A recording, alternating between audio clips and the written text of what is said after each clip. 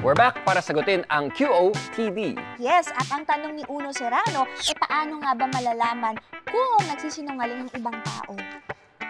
Alam ko po kung paano.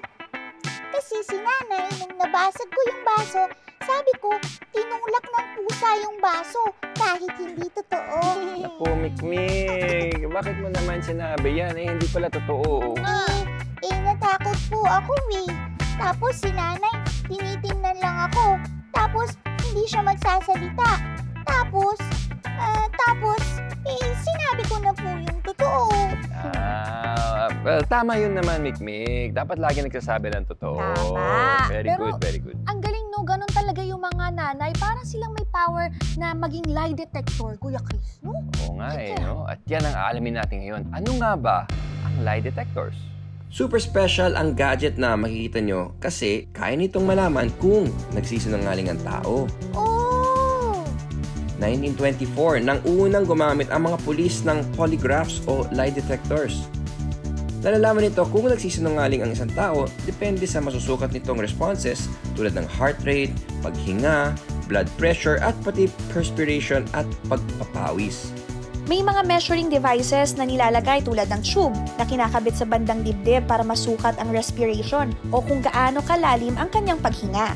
May blood pressure at pulse cuff naman sa braso at electrodes doon naman sa daliri para ma-measure yung perspiration.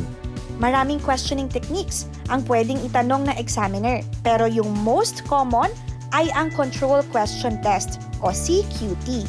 Sa method na to, gumagamit ng control questions ang examiner. Mga tanong yun na walang kinalaman sa krimen pero pwedeng may kinalaman sa in-interview. For example, pwede nilang itanong kung may dinaya ka na bang tao noon?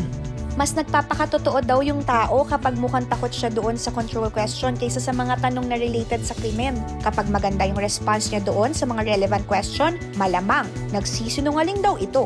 Wala yung scientific evidence kung may unique pattern nga ba ang pagsisinungaling. Kahit honest na tao, pwedeng kabahan kapag tinanong. Meanwhile, kalmado naman yung taong nagsisinungaling. Ayon sa pag-aaral, nasa 75% yung accuracy ng polygraphs. Malalaman mo lang kung talagang honest yung tao kung aamin siya o kung may malakas na ebidensya. I believe! It's time para batiin natin ang ating mga I-Believers sa buong bansa.